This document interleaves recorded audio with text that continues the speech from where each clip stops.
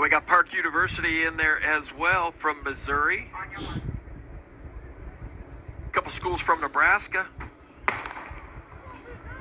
Another Division II power, Minnesota State. Normally we would talk about them on the sprint side, but they got a distance team competing as well.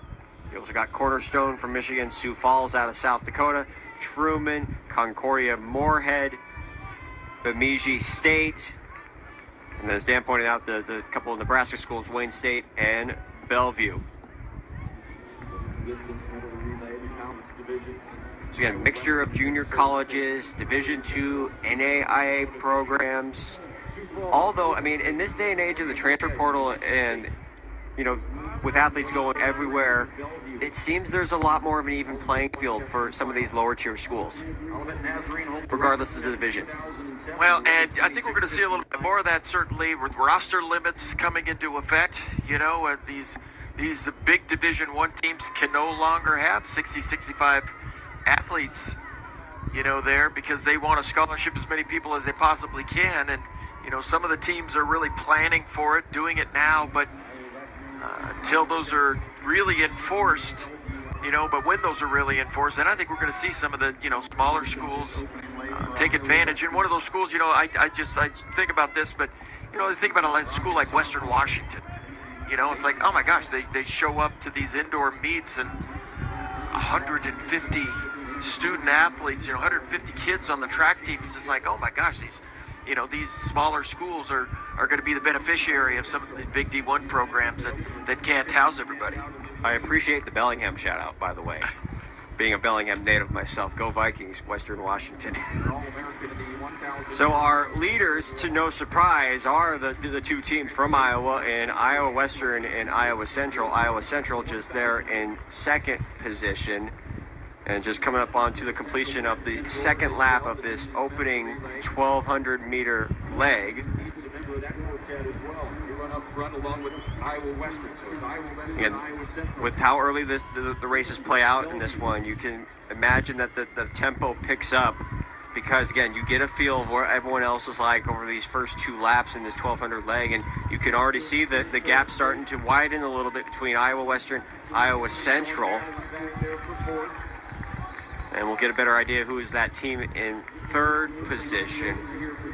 But again, a lot of strategy we talked about in these DMRs. I mean, you look at, you know, some of the iconic races like at the Penn Relays, and, you know, you got some sub 4 milers running 4:10s on those anchor lays because it's about running 50 seconds on that last lap.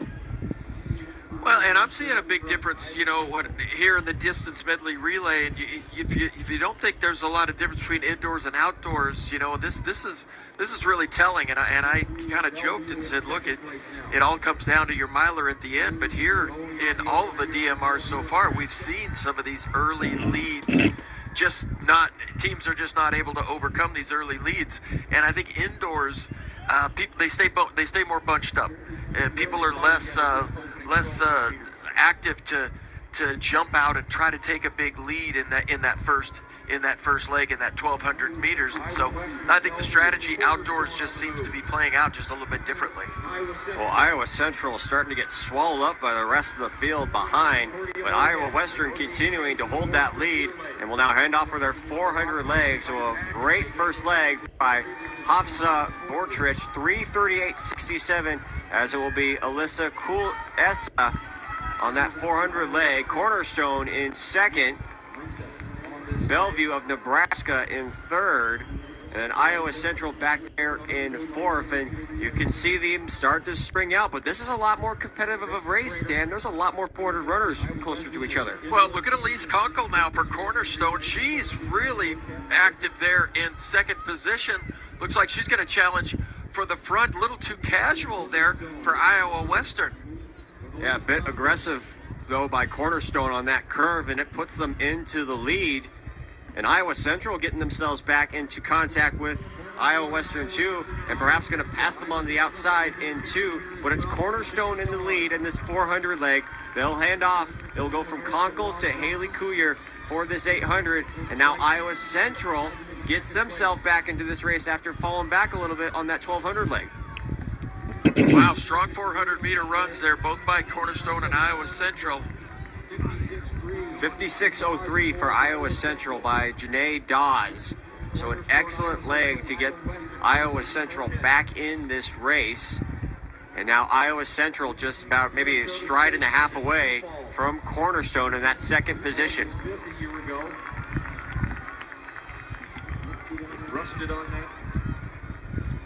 So Cornerstone's got Haley Couillard on this 800. Then it's Chadrick Belinda Bula Bula for Iowa Central. And then Iowa Western has Antonella Lanunza in that third position, as those teams are closing in on each other, particularly Iowa Western. They're starting to find themselves back in the top of this front pack. And now a pass on the outside by Iowa Central, and they take over with 1 lap to go on this 800. So lots of movements over these last 2 legs, Dan, with the 400 legs, getting them back into contact, and now the 800 leg putting them into the lead. Well, and I guarantee you the coach from the sidelines is saying, look, there's plenty of time. Just continue to run your race, continue to hit your splits. And here comes Iowa Western now with a little bit of a move with about 250 meters to go. Yeah, Iowa Western right alongside Cornerstone, trying to match the move by Iowa Western. So the top 2 community colleges in, not just in the state of Iowa, but some of the best in the entire country are duking it out.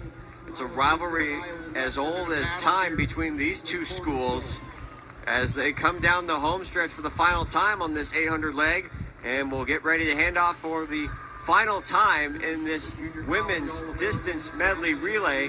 It will go from Couillard to Emma Steele Bula Bula to Hutchinson, and then Lanunza to Elizabeth Awuzie for Iowa Western. 2:12.89, 2:13.12 for Iowa Central and Iowa Western. And then Cornerstone's now falling out from those top 2 teams in that third position, are kind of running in a no man's land area. Well, this will be interesting to see what happens here on this first lap. Elizabeth Awuzie, she looks like she's got a lot of bounce in her stride. She looks like she wants to pass here, but just thinking better of it. Just think maybe I'll just settle in.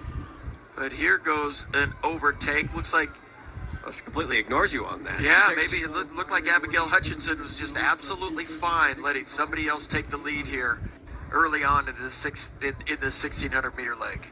Well, with how calm the winds are right now, Awuzie has no problem taking the lead and getting Iowa's Western as far away as possible from Iowa Central, as they'll have 3 laps to go, coming up onto 8 minutes in this women's distance medley. And now there's a little bit of room between those 2 teams, and perhaps Hutchinson starting to realize it a little bit and trying to just maintain her position and make sure that Awuzie doesn't get too far away.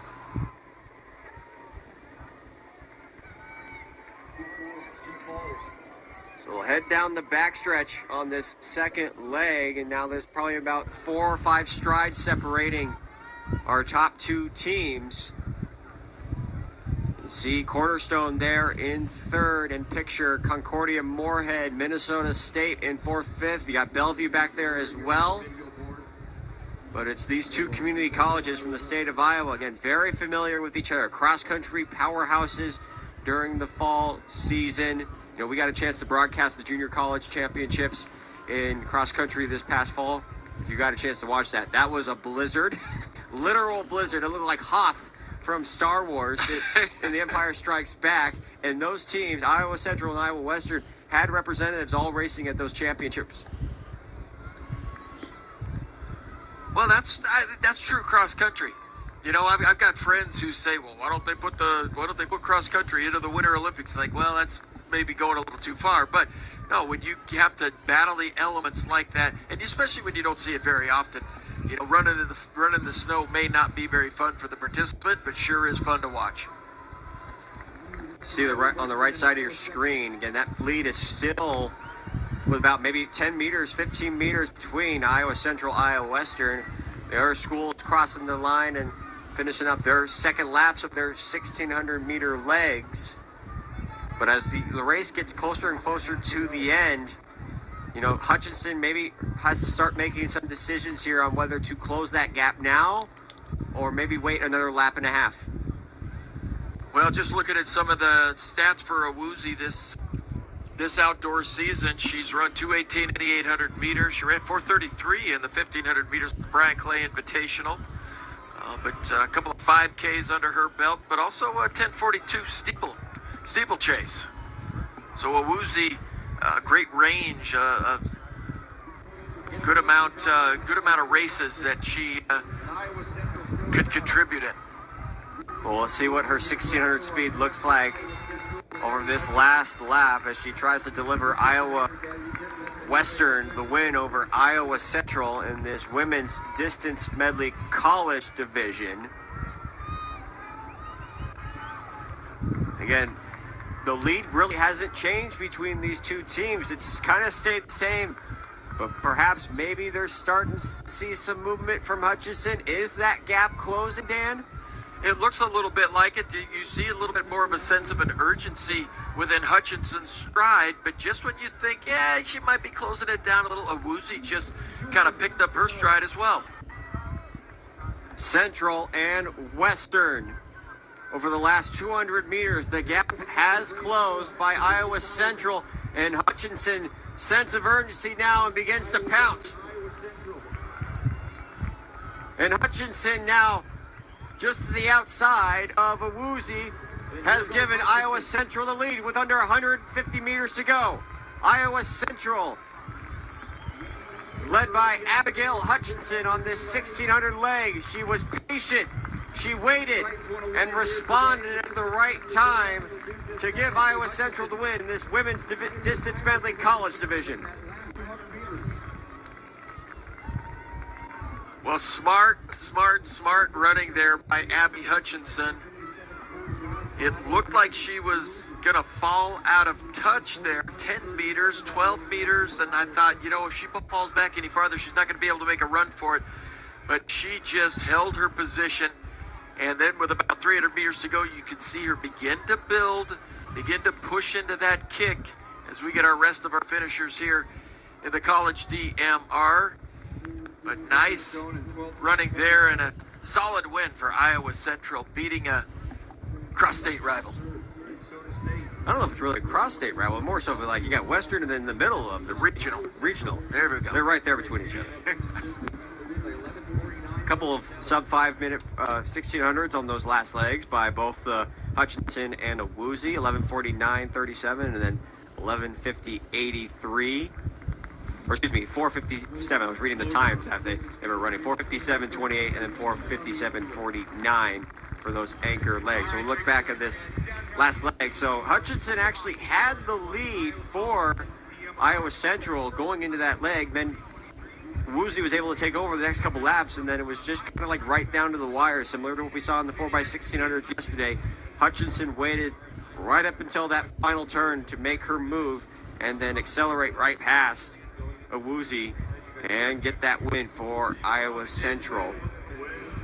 And you can see her teammates thrilled, excited, and get to have the white flag